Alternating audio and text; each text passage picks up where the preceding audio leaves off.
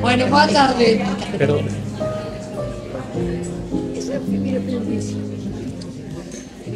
Boa tarde. É un placer dende o Ateneo Atlántico termos aquí hoxe para presentar un libro de Nones. Nones é unha compañera nosa moi querida do Club de Lectura e como non, presentar este o seu último libro. Entón, Nones, empezo. Quería antes de empezar pedirlle permiso a Nones porque para nós é un día un pouco especial e nos vamos a emocionar porque perdimos unha compañera moi querida justamente esta madrugada que seguramente estaría aquí de estar con Pilar, unha compañera coa que trabamos moita amizade durante moitísimos anos. E entón hoxe un día no que, bueno, queríamos facer un homenaxe seguramente moitos apreciados, Carmen Campo, mañán estará no tanatorio e mañán iremos alá. E hoxe estamos un pouco rotos. Pero, bueno, dito isto, o libro de Nones merece moitísima pena e temos que tirar para adiante. Un placer.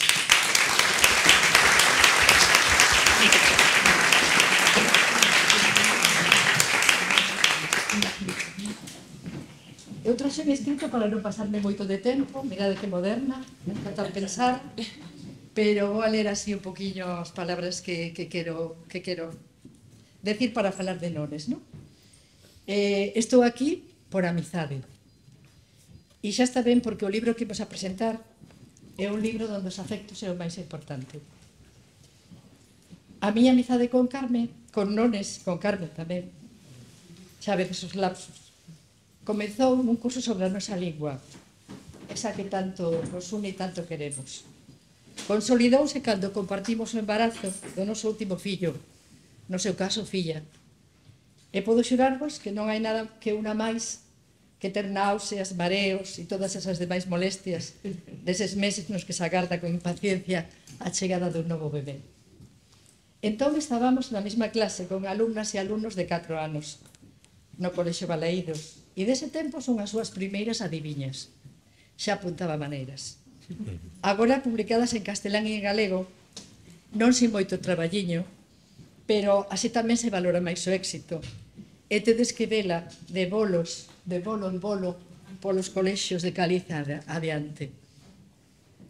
Podo afirmar e decirvos que xa entón era unha ledicia ler esas notiñas que acompañaban os álbumes de todos os alumnas e alumnos da clase de Nones.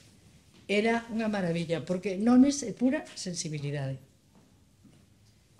Paralelamente foi publicando algún conto de verán que aparecía nas páxinas da Voz de Galicia. Como unha formiguiña vai construíndo a súa literatura. Pero despois de xubilarse, cando Nones intensifica o tempo dedicado á escrita, esa escrita solidaria e sensible que vai sempre directa ao corazón. A súa participación nos premios vai lle dando seguridade porque gana un fato deles. Gaña o noso primeiro Exeria do Atlántico, do Ateneo Atlántico, o 8º concurso Microrrelato Ribeira Sacra de Paradas de Sil, o Ángel Fole, o Pedrón de Ogro, e este que hoxe presentamos, este libro que hoxe presentamos, gaña o primeiro do Concello de Ares. Na mirada de Nones hai empatía e feminismo, incluso con ese personaxe da madriña da que ahora vamos a falar as compañeras e o compañero da mesa.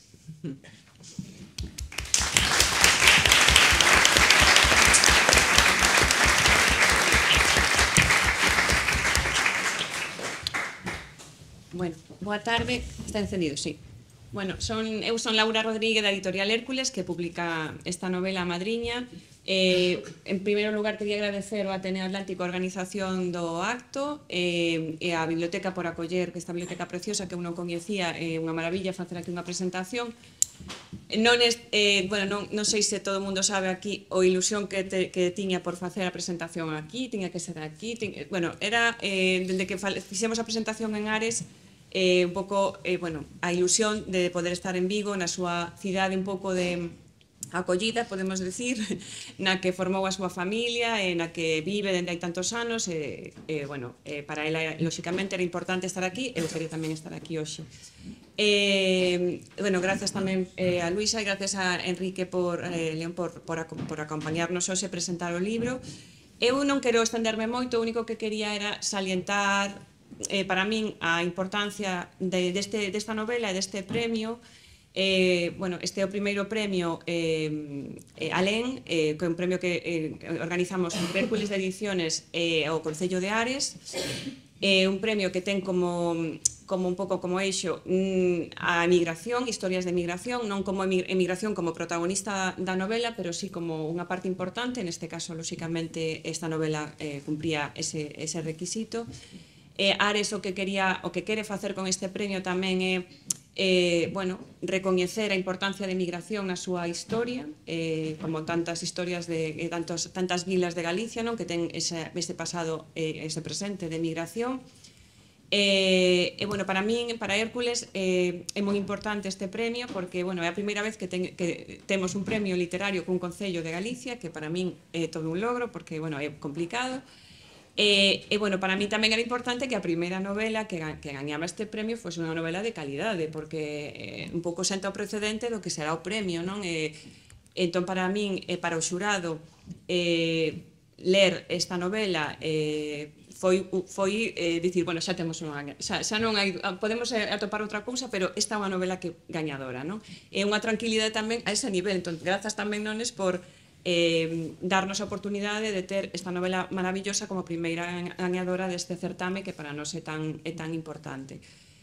Como dicía, no xurado estaba xunto comigo Blanca Roig Rechou, que é profesora da Universidade de Santiago, e Mar Vázquez, que tamén é profesora. As tres por unanimidade decidimos que esta era a novela gañadora. Non vou falar tanto da novela porque xa temos aquí a Enrique, a propia autora, pero, bueno, a calidade o máis importante era indiscutible, e despois quería únicamente salientar o valente que é esta novela, porque tamén, como dicía Luisa, é unha novela, emoción e sensibilidade están aí, e tamén non hai que esquecer que é unha parte da súa vida, non? E que de alguna forma está compartindo con todos os lectores, todas as lectoras, non é un exercicio valiente que hai que agradecer tamén. E xa por último dicir que no propio traballo de maquetación, de edición do libro, que foi tamén express, porque tivemos 3 meses desde que se decidiu que era a novela gañadora para sacalo á rúa. Creo que o que terminou por rematar un pouco e facer aínda máis bonita esta novela foi a decisión, que tamén foi unha decisión personal de Nones, de incluir esas fotografías do arquivo familiar, que tamén é algo que temos que agradecerlle porque están aí, e vemos que os personaxes os que fala están aí, axuda tamén a entender ese exercicio que fixo ela de remover o seu pasado e de intentar entender moitas cousas, non?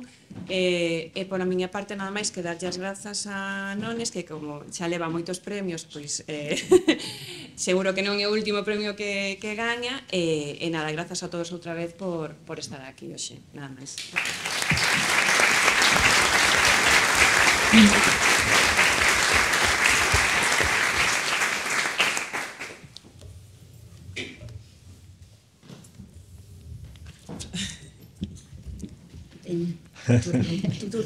Gracias, porque boa falta me fai, pois que francamente eu non estou acostumbrado a estas lides, máis ou menos ustedes todos saben de onde procedo eu. Procedo do mesmo pobo que ela, máis ou menos, de Verín, da provincia de Ourense, pero bueno, non é o meu traballo non era este, pois que pasa que a mí uneme algo moi especial con Nones, que fun moi amigo de un do seu irmão maior, íntimo amigo.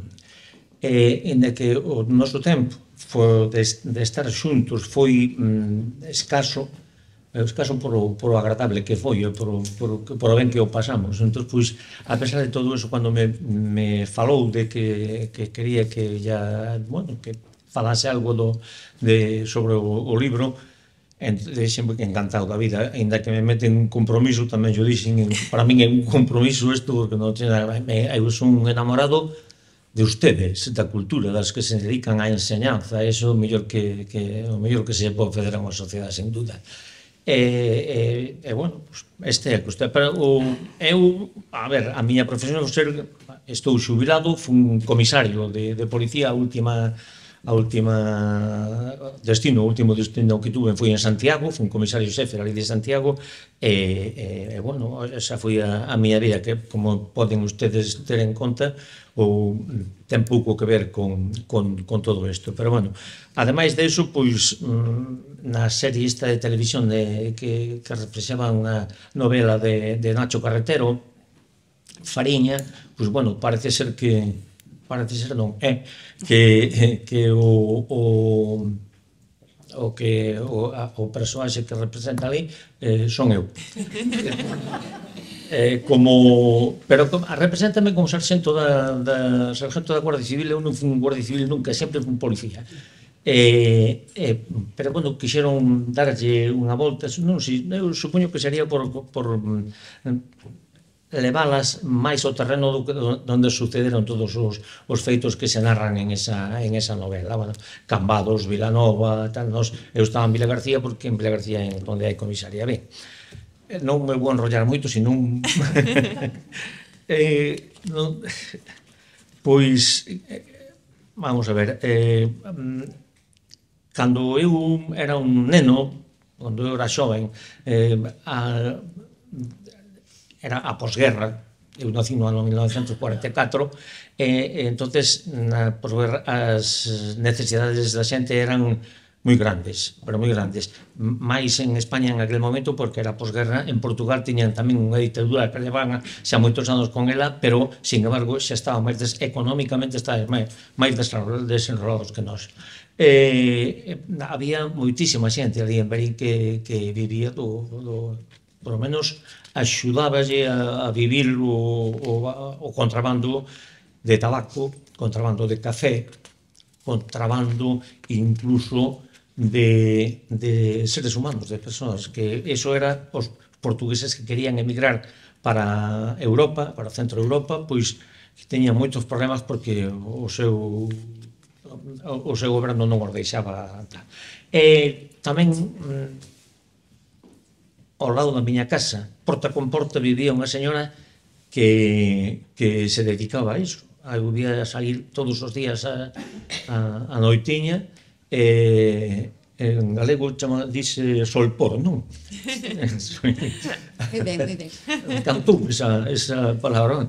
Salía da casa, debía de pesar 35 ou 40 kilos, e pesaba. E cando voltaba para casa ao amanecer, xa pesaba máis ou menos... Engordara sobre 30 kilos ou así, tranquilamente. Salía con un tipo camisón, unha cosa así, pero moi pegadinho ao corpo, cheo de bolsillos que os cosía ela tal, e ali lingotes de cobre, kilos de café, todo o que era o que vivía, o sea, que era a parte máis importante da súa do diñeiro que tiña para darlle de comer a familia. Ben, pois iso vivimos nós ali. Eu vivino, realmente daba un pouco de pena ver aquilo tal. Posiblemente a consecuencia desas violencias ven a miña profesión. O sea, a miña profesión ven derivada desas cousas. Sempre, desde pequeno, sempre me gustou ser policía, e conseguino, bueno, pois tamén é verdad que eu podo dicir, estou moi agradecido a miña profesión, porque pasei moi ben con ela. Loitei moito, traballei moito, pero pasei moi ben. Era recordo unha ocasión solo, un día que fixemos unha operación dun barco cheo de cocaína, eu xa era xefe da comisaría de Vilagarcía, e cando ás 4 da mañá me dixeron que había sido positivo a intervención dos geos con un barco da Armada e tal, que Din un salto no meu despacho, estaba solo, claro, ás 4 da mañá estaba solo, din un salto e casi chego ao teito do... Pois quedei pensándome que son tonto. Si total boa, pois esas cousas non se olvidan. Bueno, vamos a continuar con Nones. Este libro, desde o meu punto de vista, cando mo trouxo Nones, lino naturalmente, encontro un libro cheo de doçura, agarimoso, tenro. Aí pasoume como ela, mesturáronse as lembranzas, como diga o libro, con un cóctel doce e amargo. Desta maneira, tan acertada sinala Nones os seus sentimentos, e ven sendo o mesmo sentimento que sentín eu cando o lín. E ademais, con algo que o incrementa, que era ela, porque eu acordome dela cando tiña 4 anos ou 5 anos, por aí, do seu irmán, Luís, que está tamén por aí, e sobre todo de Xosé Manuel, que verdadeiramente era o meu amigo, era unha persona encantadora. Xosé Manuel, ao lado dele non había textura posible, era dificilísimo, era un ser desprendido, cheo de magnanimidade, e bueno, era tal vez demasiado desprendido. Era, si Xosé Manuel alguén lle fixo daño, foi ele a sí mismo, nada máis. Aí está, exactamente, sí.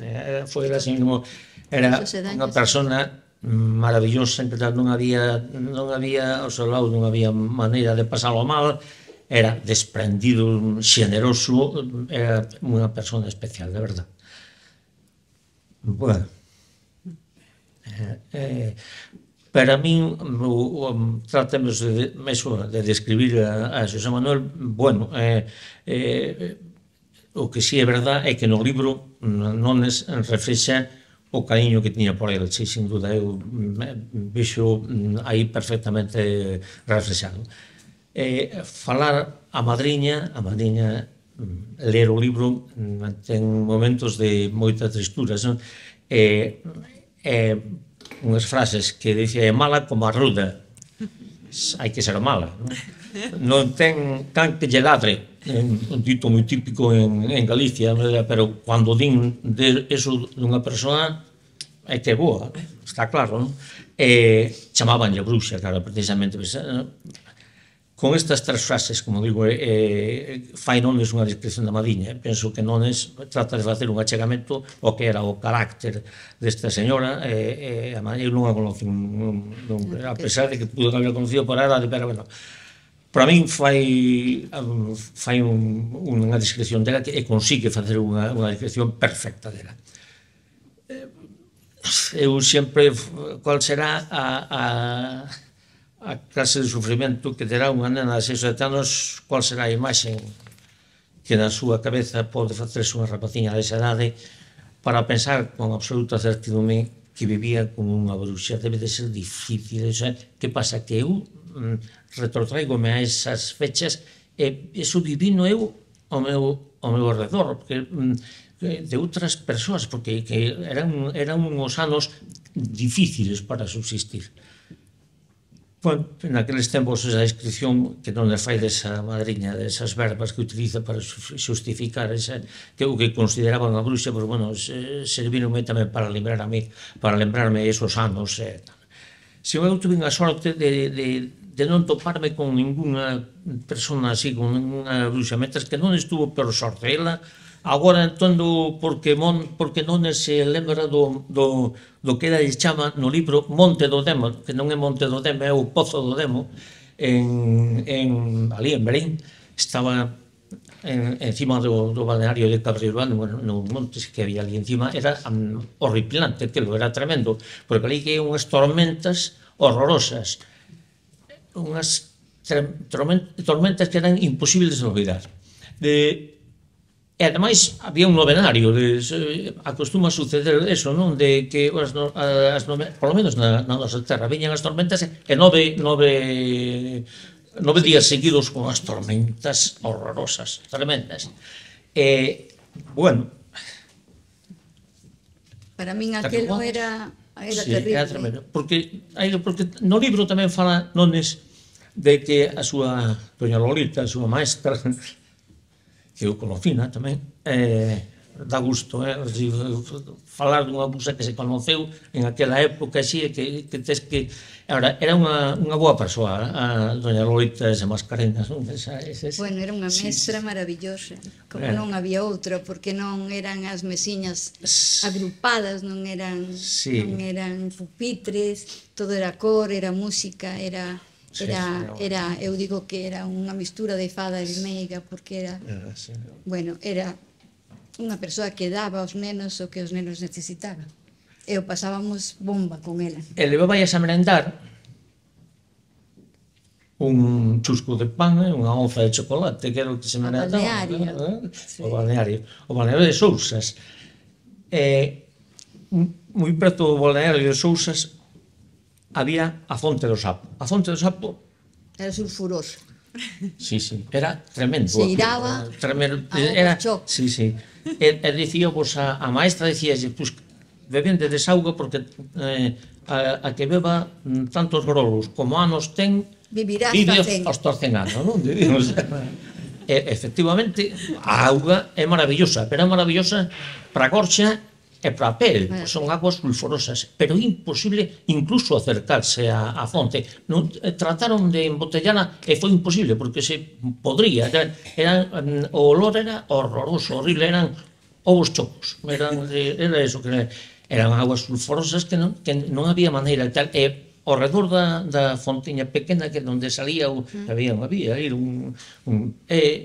estaba todo amarelo, pero como podíase coller o azufre da liter de olor, e claro, o olor era horroroso, tremendo.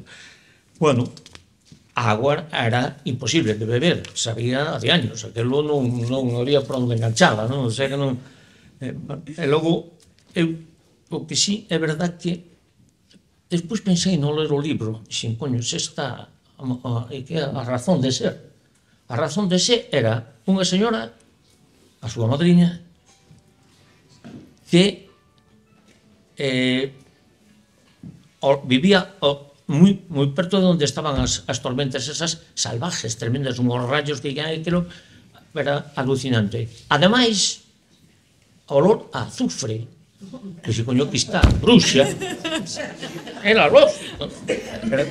Por eso eu penso que tú inconscientemente chegaches a conclusión de que era bruxa por a Fonte do Sapo e por as tormentas. Bueno,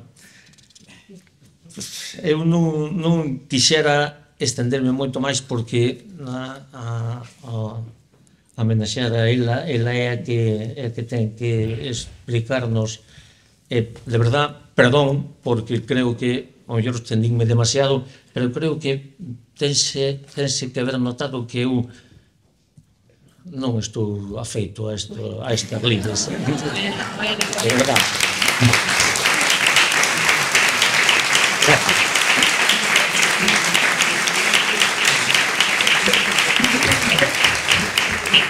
Antes de terminar, quero darlle un cariñosísimo abrazo a filla e a exmuller a viuda de Xosé Manuel, que foi tan amigo meu.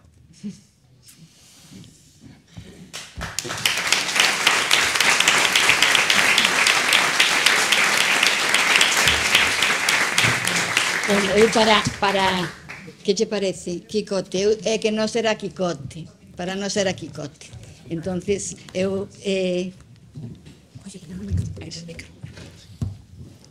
para non ser a Quicote, bueno, para min, Enrique non me sona ben. Eu tuve que acostumbrarme. A primeira vez que fui a un colexio, era un colexio de monxas que había aí frente da iglesia parroquial de Berín. A primeira mañán que fui ao colexio, o primeiro que fixen foi darlle unha patada na canela a unha das monxas, con aquelas botas que os facían de encargo para os invernos, que duraban 3 ou 4 invernos, que facían 4 ou 5 números. E chamaronme Enrique León. Me puto caso. Enrique, ti non eras ese. Era Quicote, eu estaba acostumbrado a que me chamaran Quicote, na familia, os amigos, todo, Dios. E dicir, quen será ese? Ao final, aprendino, claro. Aprendín eso e aprendín, nese colexio, aprendín a escribir ca dereita, porque eu sou zurdo, para todo menos para escribir. Pero daquela ser zurdo estaba problemático, era problemático. Entón, o que me facían as monxas era atar a man así por detrás, e aprendín a escribir. Eu síntome moitísimo, porque depois vi aos americanos que escriben con dúas mãos, é maravilloso. Un día tes un accidente nunha man, e podes escribir ca outra, claro. Non son capaz, para nada. Bueno, pois eu para rematar así un poquinho a completarlle a charla que nos contou, bueno, do extraperlo e deso, bueno, vou a ler, é moi poquinho, 2 parágrafos de como eu de nena tiña esa imaxe dos extraperlistas, non sabía, creín que éramos Reis Magos. Miña madriña, como case toda a xente, As gafas. antes usaba sábadas progresivas, pero só uso as de lexas. Miña madriña, como case toda a xente da vila raiana, practicaba a caridade cristiá de darlles de comer aos contrabandistas, aos que íamos levarlles bombos de alcriques de cando e pez ao cárcere. Aqueles desamparados homes, nas súas escangalladas bicicletas, pasaban a medianoite, cara a cá, 20 ou 30 kilos de cafesical para malvivir, sempre que tivesen a sorte de que non os prendesen os gardas e a lúa diminuir a cómplice a súa luzada. Desa volta, todo remataría ben. Recordo unha noite de Nadal en que vin pasar os Reis Magos por diante da nosa casa. Era noite becha, só alumeaban os faróis da estrada que ia ao país veciño. As súas majestosas capas respletíanse no teito do meu cuarto estrelado pola luz, ao tempo que pasaban silandeiros como a 3 lóstreos. Non descubrín, hasta que fun grande, que aquelas capas dos reis non eran outras que as dos pobres extraperlistas que ao pasar diante da nosa casa debuxaban as súas sombras nas paredes do meu cuarto.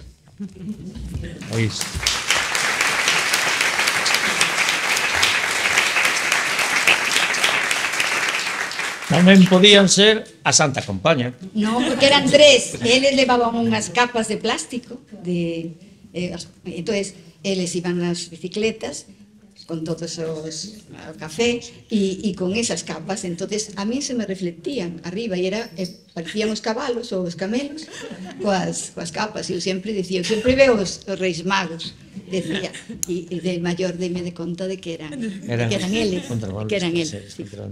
Pasábanos moi mal, pero bueno, era lógico, era o que había, non había outra cousa. Eu, para min, o párrafo que máis me impresionou do libro é onde fala de a escola, non? É dicir que eu sempre fui moi miúda, mala comedora, calada demais e obediente. Facía canto me mandaba, sen chistar. Mentras chamaba pola miña mamá dende o fondo da alma con palabras febles e vagoas fervendo. Que ninguén soubese da miña dor. É moi cortiño, pero moi apetecible, por lo menos é moi expresivo isto, moi expresivo.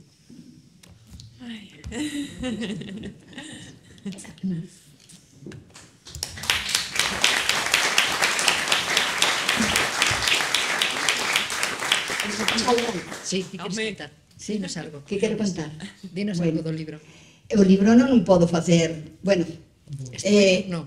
Spoiler é inglés. Ti como eres profesor tamén sabes inglés. Eu non sei inglés e aparte non o quero utilizar. Son militante. Entón é destripar. Entón eu non quero destripar o libro así moito, sobre todo o final, que é o máis interesante. Bueno, pero si decirvos que este libro foi para min por unha parte unha terapia, porque eso estaba aí. Eu non lle chamo trauma, porque non creo que fose trauma. Eran unhas lembranzas que eu tiña moi metidas na miña alma e que sempre estaban aí, sempre estaban aí. Eu penso que, bueno, que a memoria é como unha traductora de todo aquilo que vas guardando do teu pasado, e chegou un momento en que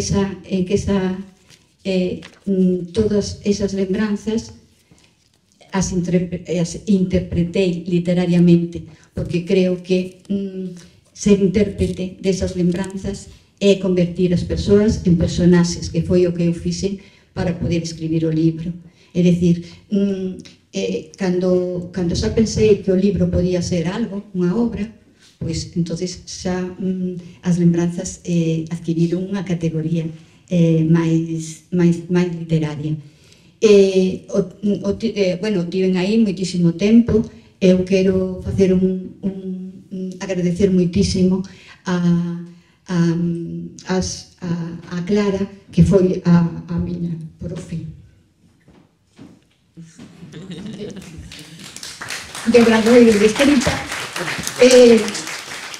Compartimos moitísimos obradoiros, en especial o de Porto e de Lisboa, onde tuvemos unhas convivencias estupendas. Tirábamos polas rúas para buscar personaxes na xente, nos lugares. Compartimos vivenda, compartimos tertulias, e foi ao xerme de eso, dos textos que eu despois me lancei a escribir. Eles foron os coñecedores, Fran, Isabel, Monse e Nieves, foron o xerme do que logo sería, foron os primeiros coñecedores da madriña, porque Clara, ao rematar os cursos, nos dicía que tiñamos que ler algo inédito, non nada algo traballado, claro, algo inédito, que fora sorpresivo. Entón, un poquinho máis. Así, a distancia. Entón, eu tiña o da madriña, fixen un resumen, fixen un extracto da madriña e lín a madriña. Entón, bueno, eles me dicían, isto tens que publicalo, e ali quedou nun caixón, porque claro, aparte de que eu era algo moi íntimo, nunca pensei que o publicaría.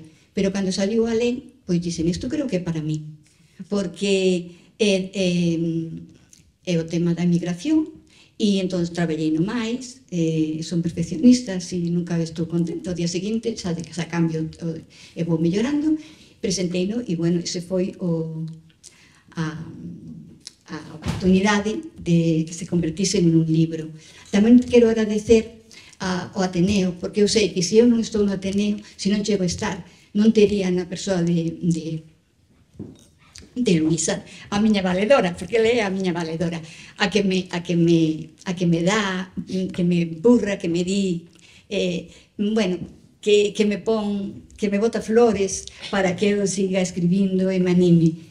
E o Ateneo, porque sempre xa me presentou o libro ao premio de Ansel Fole, sempre me apoia. Entón, moitas grazas ao Ateneo, e logo, bueno, a todos os que viñeses, porque todos os que estades aquí sei que me queredes. Entón, a miña familia, os meus amigos, o club de lectura, os compañeiros, bueno, todos as andainas que vamos por aí sempre, co pretexto da andaina vamos a comer rico, porque ese é o pretexto, andaina.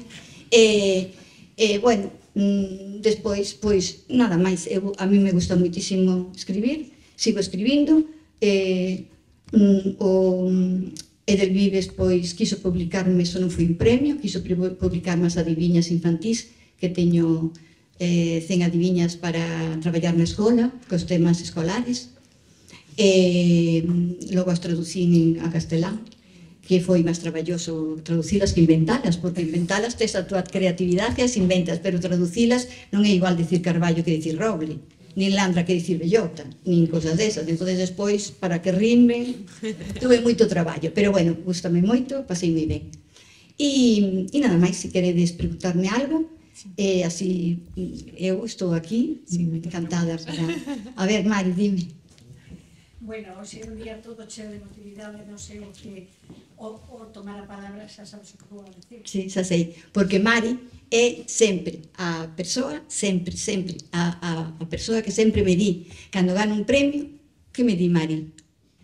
que pensar, que contenta estaría tua nai e teu pai se te viran desde lá arriba, porque elas coñeceu, sabe que a miña nai a cultura era o máis importante, ela que quería que estudiara, todo valoraba, entonces ela sabe. Conta, Mari, que che cortei a historia. Quero che agradecer o libro, porque eu que os conecín e conocinos moi novos, eran unhas personas especiais. Teu pai e tua nai foron unhas personas moi especiais. Eu conocinas na línea de tendeiro, muller recién casada en idade de non casar.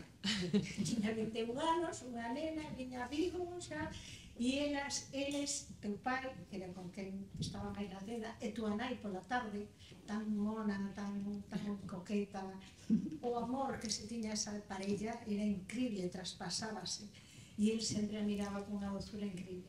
E eu debía lles dar pena, porque dira, estou con a nena xa casada, con unha nena aquí, e tal, e correndo sempre. Teño un recordo tan maravilloso que me alegro muitísimo ahora ser síntoma amiga de Luís, ser amiga de Luís, e síntoma amiga vosa.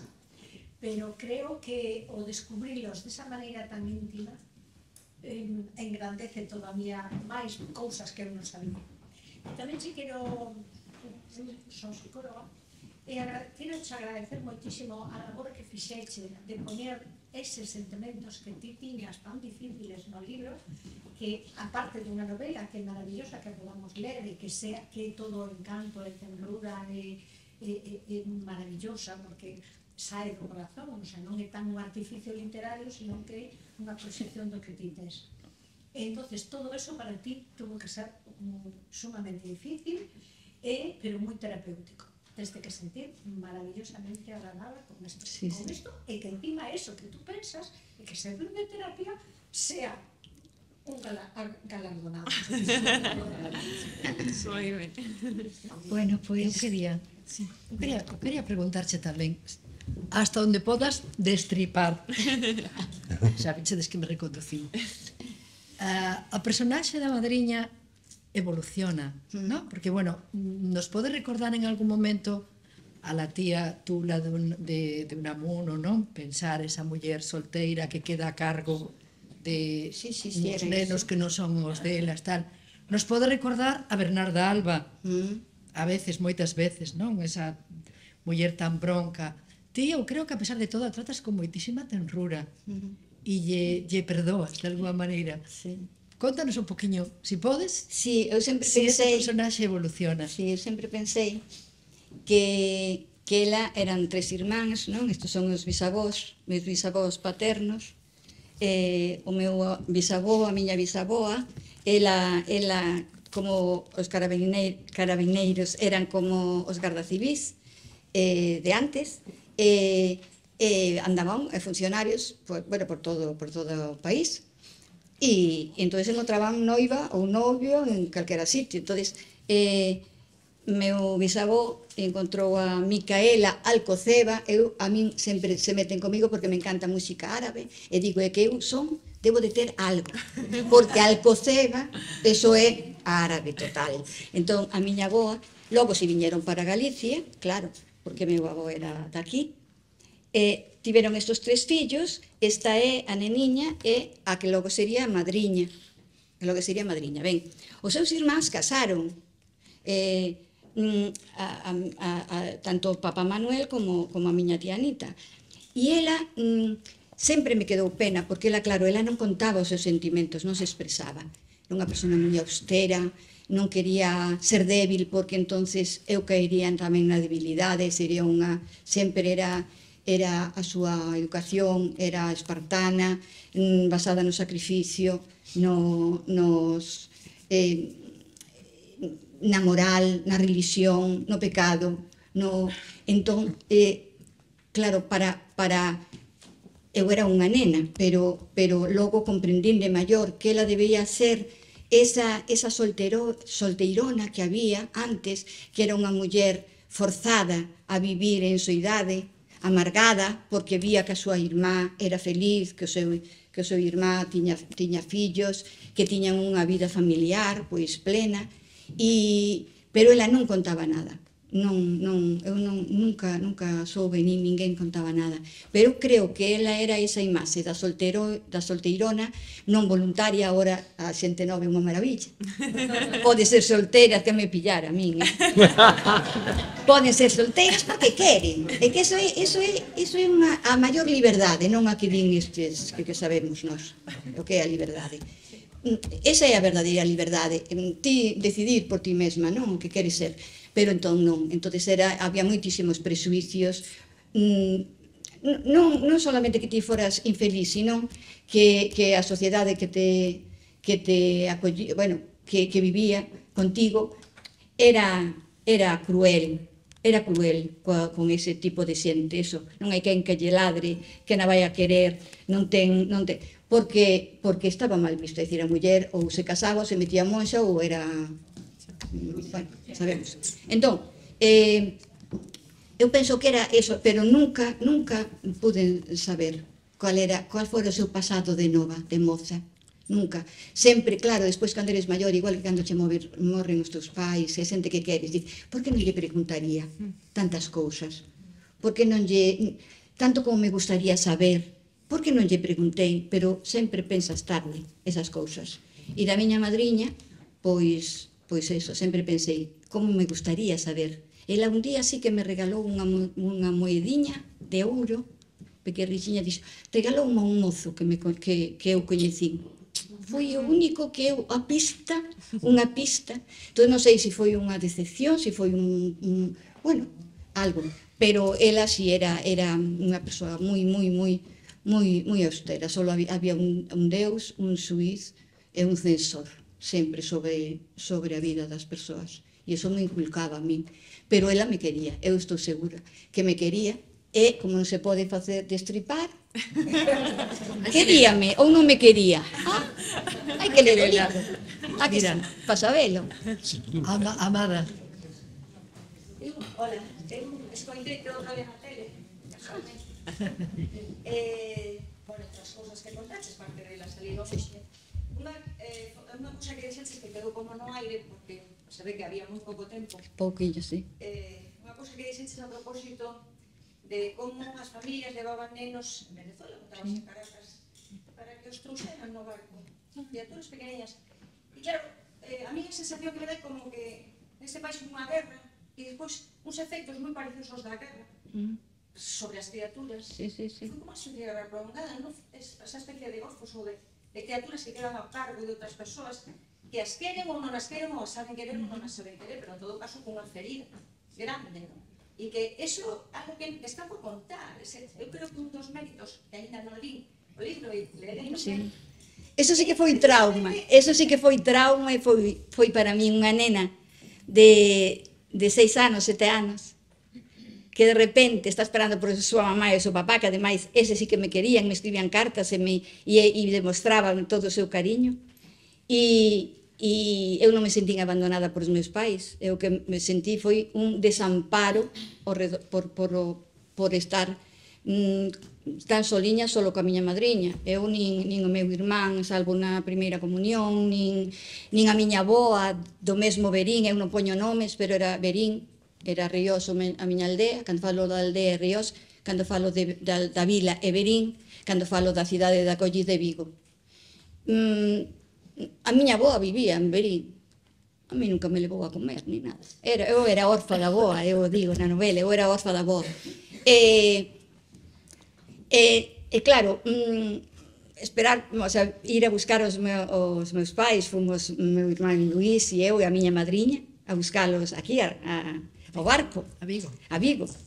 E eu, bueno, imagínate, van a vir os meus papás que me queren tantísimo que vou a ter cariño por todas partes. E chego e vexo que a miña mamá trae unha neniña no colo, pequena. Aquilo foi tremendo para min, porque pensei que, bueno, que me engañaran, que tiña unha nena, que tiña unha irmá, que non sabía eu, que sería precioso tamén, pero que me sentía como traicionada. E cando me explicaron, é unha cosa preciosa, que se achegaba, non era que a miña nai, os meus pais, coñeceran a eses señores que querían mandar a neniña era pequena, como de 2 aniños, unha cousa así, vese na foto. E E se chegaban aos portos e con unha persona que lle verían boa cara, ou de boa persoa, ou non sei, ou xente nova ou así, se chegaron os meus pais e lle preguntaron se lle traerían a neniña para que a criaran os avós. E a miña nai dixo que sí. E estuveron esos casi 20 días. E acertaron, en verlle a cara de... Veron que cara boa. E cuidaron a nena e a trouxeron, estaban os avós esperando.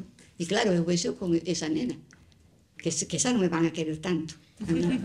Pero bueno, así esas cosas que existían e que eran, e que me decían, e despois a miña mamá me contaba, que decía, eso era normal, eso era o que se facía. Era o que se facía, era normal, era algo que todo o mundo axudaba a traer os nenos. Eu creo que está pasando un pouco ahora. O todas as pateras que vemos cheas de criaturas que tamén alguén adulto trae e debe ser unha cousa moi similar. Sí. Perdona, en primeiro lugar quero felicitar por esa preciosa novela. Eu que non a oportunidade de vela, teño unha pregunta. O final é real? Non quero Non destripes. No, Totalmente real. Bueno, vale a pena leer bueno, trasládase bueno, non quero falar nada. Espectacular. Gracias, moitas gracias. Podemos decir, sen destripar, que é unha linguaxe moi poética a que usa. Bueno, pois... Ruth. Para mí que li a novela a parte quizás máis anecdótica, así que é verdade que con unha comunión xa tempo hai o paso do tempo para as dúas, non?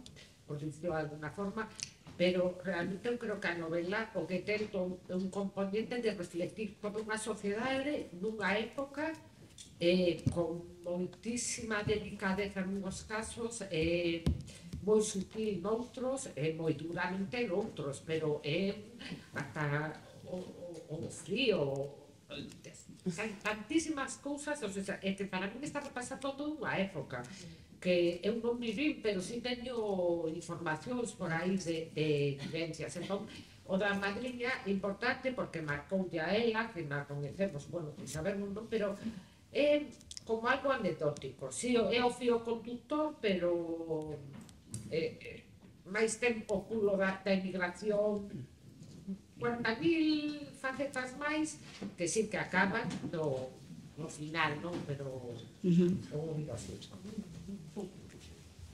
que non dixe que agradezco moitísimo aos meus alumnos e alumnas de fai moito tempo, verdad, Ruth? Que estades aquí. Ruth, sí. Bueno, pois... Hai unha pregunta. Aí hai outra pregunta, Ana. Ali. Dúas. Bueno, Hai dúas. Sí. Dime. Primeiro outra. É que me parece unha cuestión tan de valientes, pero ao tempo tamén moi violento, porque eu sabía que eran as fotografías da tua familia. Eu queria te preguntar, esa exposición que ao final é a tua vida, eres generosa, non mintes, non me das sensación, non estafas, senón que posas cousas como son reales. En algún momento te sientes ti como persoa, como non eres, sientes-te violento, sientes vértixe así, wow, estás contando... Sí. Eu quitei cousas moi máis dolorosas, por non ferir, sí.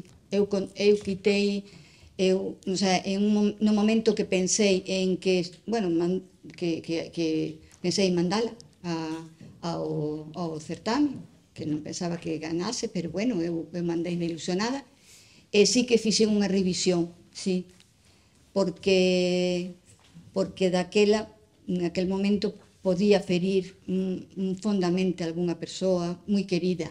Entón sí que fixen un pouquiño, sí, pero despois, bueno, o demais creo que non me fixo ninguna, vamos, non me sentí demasiado exposta, non teño tan dentro, creo que quería quitar fora, quería quitalo, sí, que era... Cristi, dime. Quero decirte que A vida é unha vida que vivimos máis. Eu tamén tive madriña, eu tamén cando estaba madriña, a que me cuidaba era a miña avó e a miña madriña. Eu cando iba ás festas do Carmen, tamén dormíamos todos amontonados nun salón, e todos apiñados, e despois íbamos todos juntos ás verbenas, e tamén a historia do catecismo, a historia da primeira comunión. Todos vivimos eso. Todo aquilo, ir andando hasta o fogo, coas zapatillas e levar os zapatos no bolso, para chegar arriba a iglesia, cambiar os zapatos e poñer os zapatos novos, depois traverlo. Eu levaba sin café o tren.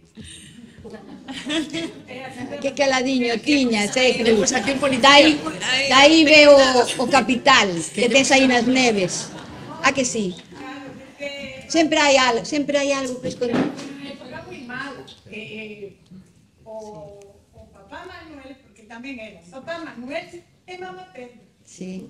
O papá Manuel e a mamá Pepa morreran, entón tiñen unha tenda, era de José. O chamaba yo, pillas bromas, di que mira ti. Entón, claro, logo vi unha época moi mala. A miña avó quedou viuda, con os 3 fillos, entón, claro, non quedou outra que andar a esconder café pola casa. O sea que foi o que a miña madriña tamén pasou cosas así difíciles como a tua madriña. Tamén a veces estaba como dolorida, lle gustaban moitas cousas, estaba todo o día tamén traballando, cosendo, facendo canseis coas máquinas modernas de lana e esas cousas, hasta que atopou o traballo que quería. Pero, bueno, tamén lle foi dura a vida como a tua madriña, tamén lle gustou bastante. Tamén o pasou, non é mal, pero bueno. Pero despois sempre hai polo medio cousas que sempre arreglan así un pouquinho. Sempre hai luz na escuridade, sempre hai. Nos tiñamos tamén a costumbre que despois de comer sempre viñan os veciños e por a noite igual, e había charla, moita charla, chupito de pero se disfrutaban moito. Era outra vida. Xogamos as cartas. Moi ben. Que se Era moi parecido. Sí. O sea, a vida daquela época, eu penso que coincide moito en moitos sitios. Sí, eu creo que sí. Hai moitas historias así bonitas. Moi ben, pois se non hai máis palabras, animarvos a que leades e a autora asinará exemplares a partir de agora mesmo. Sí. Gracias.